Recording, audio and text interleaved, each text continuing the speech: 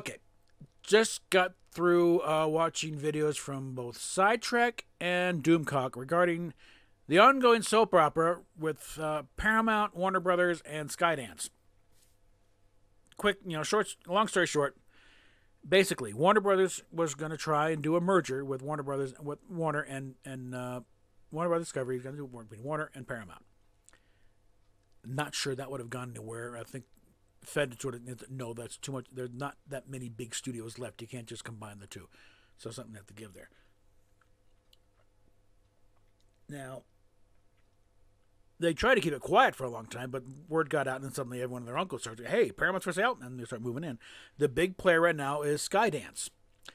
They got a load of cash. They won a movie studio, and they've got the clout that Warner's doesn't have right now, because Warner's has been taking some hits because their own properties are not doing great. Aquaman, especially at the time this thing started getting loose, it's like it was tanking badly. So you really want to try and take it. That kind of hit them in the wallet. Whereas Skydance has got a pretty solid. They've worked with Paramount before on the JJ movies, but the guy in charge of Skydance has seen that Paramount is not managing their IPs well, not just Star Trek, but other ones. And he has an eye of improving and getting these guys really making them the potential they have. So that's all bouncing back and forth. But, Skydance is more interested in movies. They're not that interested in TV. Their TV experience has been kind of spotty. Warner Brothers, of course, one of the reasons they wanted to buy Paramount because they wanted the streaming service and other things like that. So I think a deal probably worked out there. But recently, though, it's broken that Paramount just made a cash offer for Star Trek. Just whole thing, boom, just buy the property off Paramount. And since one of the reasons Paramount is in the mess it's in is because of Star Trek shit in the bed on a regular basis lately, it's, a little more incentive. You just dump it. Our little crown jewel is no longer very sparkly. So that may get some traction there. Whoever winds up with it, if Skydance holds on to it or whatever, one of the plans in order to deal with the issue of Kurtzman was, to form something called Star Trek Productions, a little company within Paramount or whoever gets it. But they would essentially buy out Secret Hideout and Kurtzman, get everything back under one roof. Because right now, Secret Hideout has a claim on all the stuff they produced since then: Discovery, Strange New Worlds, Prodigy, Lower Decks. They've all got a handle on it. It's not all Paramount. It's the same sort of thing when Filmation was doing the animated series. And that's why for a long time the animated series was off limits to the writers of Next Generation, because they didn't have the exclusive rights to it. If they'd referenced to it, Filmation would have gotten a check. And you can go through the encyclopedia. What little stuff was referenced of was stuff that predated the animated series. And they said, no, you don't get that. You don't get Captain April. And Spock's bad childhood, that's been brought up in the original series. So you don't get Clinton. But Lieutenant Eric's, Lieutenant Maress, stuff like that. The Gazinti being involved, that had to be sourced out legally. And that's why it wasn't until like 91, 92 when everything was settled. Then suddenly animated series is back in. You're getting references out the wazoo and DS9 and Enterprise. That's where that happened. So, don't be, Roddenberry didn't think, Roddenberry had a way of, only telling people what he figured they needed to know. And they didn't need to know all the crap going on about, well, we don't quite have, no, just, I don't need more. Just don't do it, And again, he was often not exactly close friends with the truth, especially when the truth would require a paragraph explanation, whereas a simple lie would take like 2 sentences and are done. He was very conflict avoidant. You want to stay. You want to get into any fights. My dad was like that dude. That's why I kind of understood what's going on here. But the plan basically is to form one company, Star Trek Productions, buy up the whole thing, buy out Kurtzman, because Kurtzman's also, his career has taken a major hit because of the shit he's doing. He's producing Star Trek stuff that Star Trek fans do not like. at least a very large segment of the fandom, do not like, hate him personally. They've thrown him stuff on the side, like Clarice and a miniseries based on Jim Comey stuff that nobody even knew aired until like a year later. But the Clarice thing, that thing was savaged in the trades because he didn't have the the cover of being a beloved property like Star Trek, where he had all the no. You're jumping in again, trying to kind of undercut Brian Fuller and Hannibal by doing a story, a series based on Clarice Starling, and not doing very well. This thing got, and I think it was Entertainment Weekly, but one of the entertainment mags just basically ripped him a new one and called him basically an IP killer and a hack. And he's gone from one franchise to another, just wrecking them. And enough is enough. Like, how many? Shouldn't there be a limit on how many properties one guy can destroy in a lifetime? And that was kind of like the beginning of the end. No one's buying his crap anymore, and nobody, is producing stuff that nobody really wants. Star Trek Academy or Starfleet Academy. It's Star Trek 92110. Everyone knows it. The stuff they do want, Legacy. Apparently, behind the scenes stuff is like he doesn't want to do that because it wasn't his idea. And if they do make him do it, he'll sabotage it.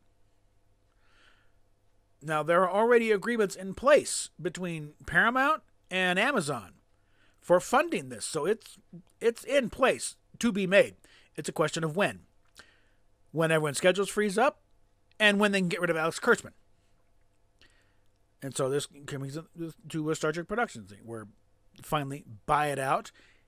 Kurtzman gets freed from this death grip contract that Les Moonves had him sign. And boom, he can go off, do whatever they go crochet rugs for the whatever. Just get the hell away from Star Trek, and then get it back where they're back and they're full control under one thing, and they can get things, and then start tossing out the stuff that doesn't work, like Discovery, Stranger. Assign it to different timelines. We're really going to keep it around for the smooth brains that actually like that stuff, but get everything back on an even keel here, and then we'll see Star Trek Legacy probably even freed from the crap they got saddled with the first two seasons of Picard,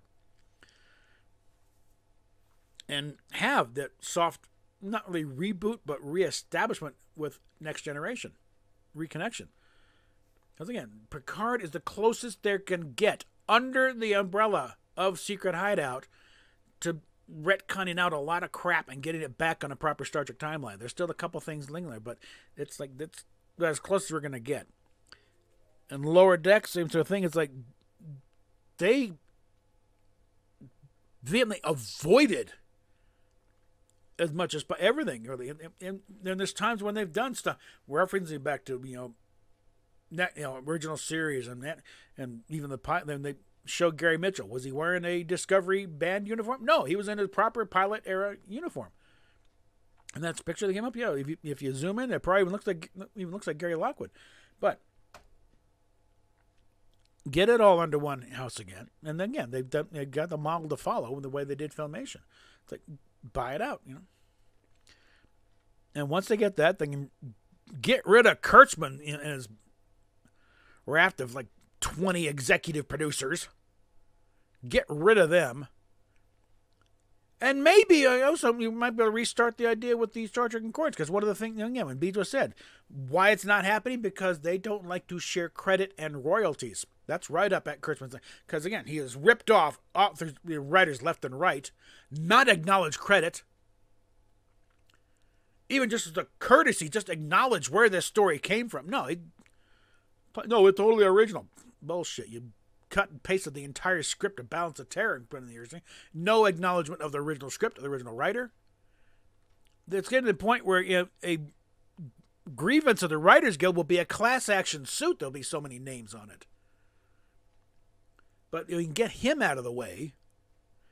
Get him, go in a corner and pout about how the mean Trekkies were mean to you and didn't appreciate your genius, asshole. Maybe we can get this back and get the final edition of the Concordance ready for the 60th, which is only a couple years away. But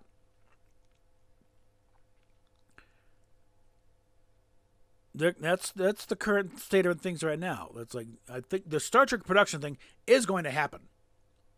That's going to, regardless if anybody buys Paramount, they'll do it themselves. One, they were going to do anyway to try and improve their value as a company, to make it a little more and get a better price for someone who wants to buy it out, because they can reestablish control of Star Trek, get rid of the idiots, and again go with the Lower Decks is a because again they do avoid any connection they can with Kurtzman crap.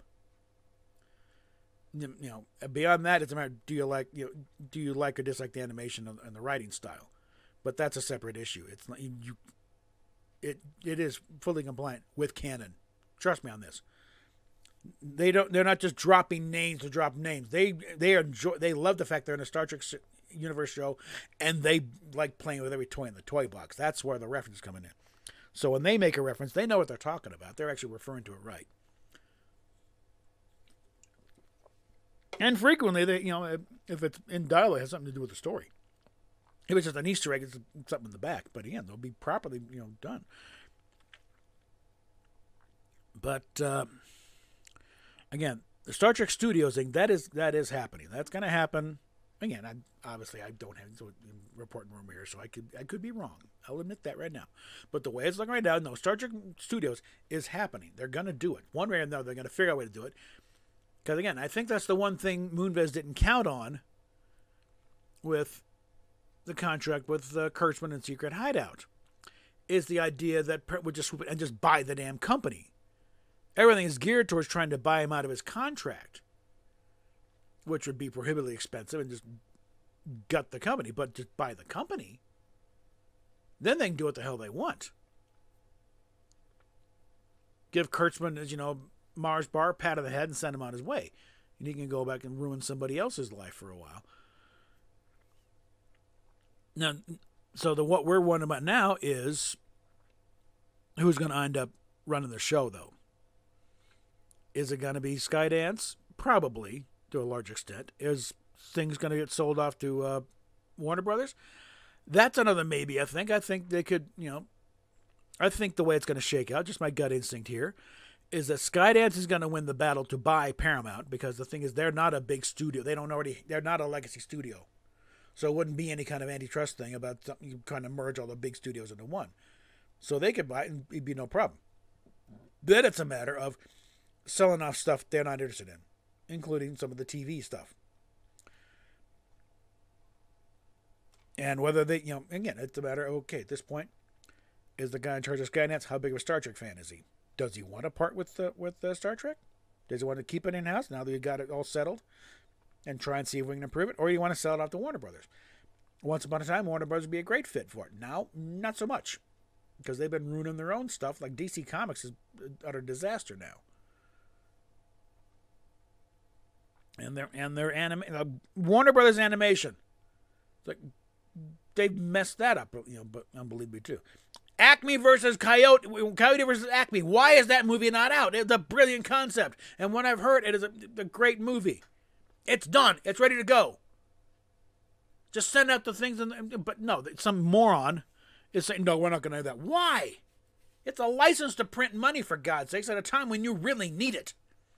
Warner Brothers is desperately in need of a hit right now. And that's about as guaranteed a hit as you're going to get. With that thing. So, who the hell knows? I think if that's the way they're going to run it, they probably screw up the deal anyway, trying to just buy Star Trek. But yeah, that's about where it stands right now, I think. It's looking like Skydance will end up owning Paramount. The rest of it's pretty much details. And again, whether or not